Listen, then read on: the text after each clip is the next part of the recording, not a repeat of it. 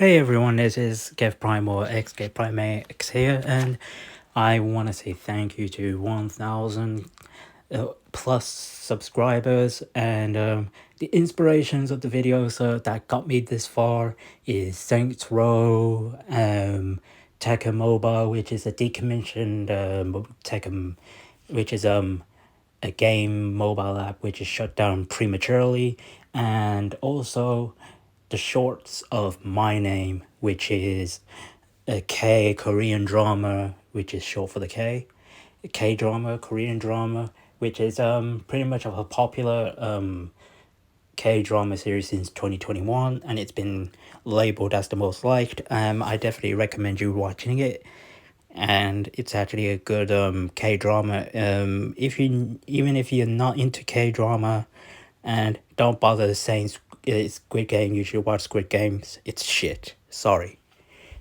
Because Squid Games is pretty much people's inspiration of Korean, and it's a gimmick of Alice in Borderland, which is made 1 year after this series.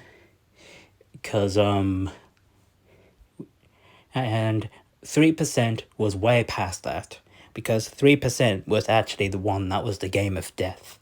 Then Alice Borderland came on afterwards, and then 1 year later, Squid Games took over the trending, and Korea has pretty much strict laws there when it comes to media, so don't bother.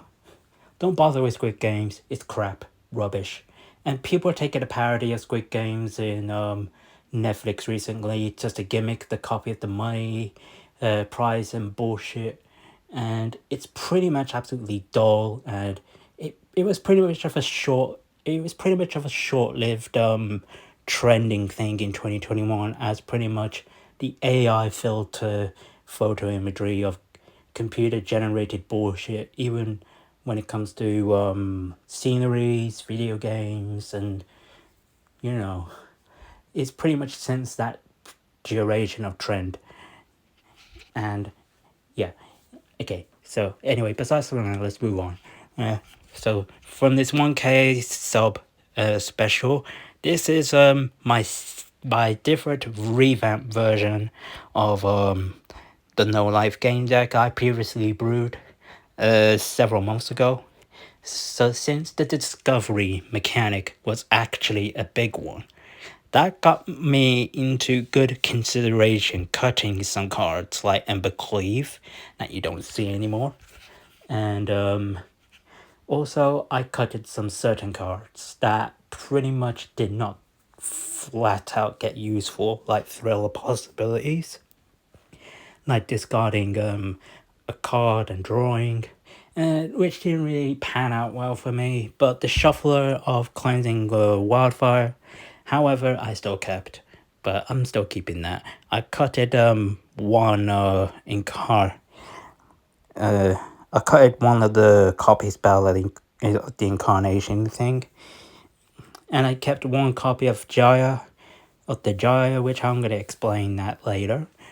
And this one is going to be a pretty much of a long in-depth description of my deck, because pretty much it's not a pretty much of a usual one I'm going to do here, because there's only one game, unfortunately, and it lasted over, I would say, 20 minutes.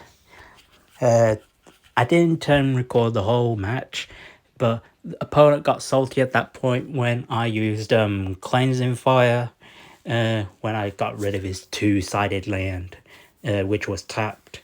And opponent pretty much became a martyr, and pretty much didn't do anything besides casting 4 creatures throughout the whole match.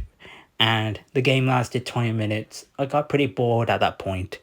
And the last match, he tried to lag out the client, or maybe it was just my internet that lagged out a bit. But I still won in the last turn anyway. And pretty much that game was probably the worst. And as you see in that thumbnail, in that thumbnail description, I highly suggest you avoid him, even if you see him in different game types. But it's in historic unranked, so I highly avoid that opponent at all costs. Even if he's gonna waste your time, lag you out, whatever. I don't know. I don't know about the lagging bit, but in the last turn I got pretty lagged out. So let's start with the review of the cards. So we got 4 cleansing wildfire. Whenever you target your indestructible land, which I got, you can actually add in an additional mountain, which you get. And if you see like creature lands, like cottage or any other ones, or god trees like world tree, god tree, whatever you want to call it, you could destroy that and opponent gets the free basic land. And if they don't have a basic land, they just scoop. About 60% of chance opponent will scoop if they don't have a basic land. And I want to tell you this, basic clans are important for the game, because if you don't have a deck with basic clans, then your deck curve is going to be shit. And despite having 2-sided lands with other lands that have 2 fewer lands, 2 or more lands, fuck off, honestly. Because I already got into heated debate of certain people on Discord servers that 2 fewer lands are good. No, they're not. They're just irrelevant lands to gimmick of the past Ravnica lands for like over 5 years ago. And honestly, fuck off. So I'm not gonna argue with the tapped 2 or fewer lands. They're just crap. End of story. Because I rather have one color that is suitable, that doesn't mix into conjunction. You just don't have to actually tap. That has actually have exactly 2, or just have exactly more than 2. And if it's just a fewer land that you draw and you have exactly more than 2, then why on earth just have that 2 or fewer land for? Because you get indestructible lands, and yeah. And to cut that off the subject, Songer, Titans, you can pay 1 to get a rat, or you can pay nothing just to pay a mountain, just to get one of your heat creatures haste. And it combos well with Impact Tremor to deal 1 damage, and you can actually use it for lethal purposes, and such as Quakebringer whenever you cast it, along with Torbran or Titanic Giant. You could pay 1 mana if you got 1 spare mountain, and you can swing it with Titanic Giant if you're lucky enough to have it.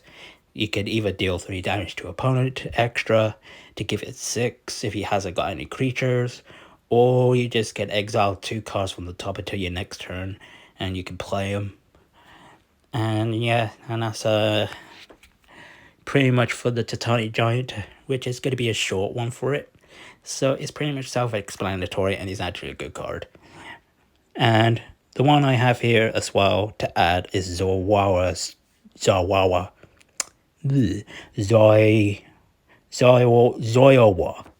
if I said it right, Zoyawa or Zoyawawa. I don't know. Anyway, Zoyawa's Justice. You can discover X, or opponent can discover X if you don't want opponent's card threat to be in the discovery. And even if you don't want opponent to discover, you can discover your own if opponent tries to exile your stuff, and you can cast whatever. And Incarning Fernite, yep, I've got 2 of them this time instead of 3. So you could copy whatever spell, like Song of Tartanans and Cleansing Wildfire and also the Gyre.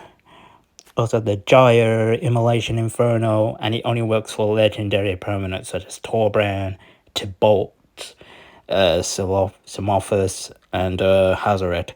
But one of my favorite ones I like to use it on is Call in a Professional. And why people don't have that spell since Standard, or maybe the least used in Standard, it's useful. I mean, come on, why can't you ever say no? Since using this card to prevent shield. Because whenever you use a spell to target a card, it removes a shield counter, right? But this card, you don't need to remove a shield from it. It penetrates the shield, and it deals normal damage as normal. No matter how many shield counters you put on, it's still not going to work on shields. It ignores the shields. And it's happened on white permanents and green permanents, even to add shield counters, and it doesn't work. Even to deal 3 damage, that's why I like it. So, Calling the Professional, my favorite. My favorite instant of red of all time. Okay, so it has flashback with Incarnating Vengeance to pay 5, so you can cast 3 times the amount of whatever spell that you want. Like Giant Immolation Inferno, which I'm going to explain. It's a legendary sorcery. For those who don't know about legendary sorcery / instant rule, the legendary sorcery and instant rule, you need a legendary permanent, which is either a creature or a planeswalker, which is like Tibalt, Ricard Instigator, Rakish Instigator, sorry. The other one is Hazaret, Samophis, whatever, and Torbrand. But the most people like on Tibalt is the God of Liars, the Rakdos version, which is the Cosmic Imposter, which is pretty much of the exile, kind of like control of the Tibalt, the cosmic thing, which is but most people like the God of Liars more than the original Tibalt Planeswalker itself. Or maybe if they have copies of God of Liars. And then and get Tibalt for it. So Tibalt Rakish Instigator is one of my favorite Planeswalkers for red when it comes to the uncommon category, even though it's not a rare. That's what I like about it. And also, the next one that we got for a 3 is Etali Favor. Etali Favor is one of the most broken, busted cards in Pauper. And what that essentially does, even if you equip it on your whatever cards that are a baby creature like your devils, or your dinosaurs like Rampage Ferocodon, which both players can't gain life, and for each creature that's entered to the battlefield, both players take 1 damage for each creature that has entered to the battlefield this way. And the one I'm going to add that to make additional damage, which is going to surprise for some. And some of you thinking that why I've added additional damages like the Phyrexian, and along with Mechanized Warfare. And to add that because the amount of damage, the more damage opponent suffers, even when it comes to the God White, with I don't know the artifact. I don't have it in my collection. And it only deducts damage by 1, and that's why I had to add it in my deck.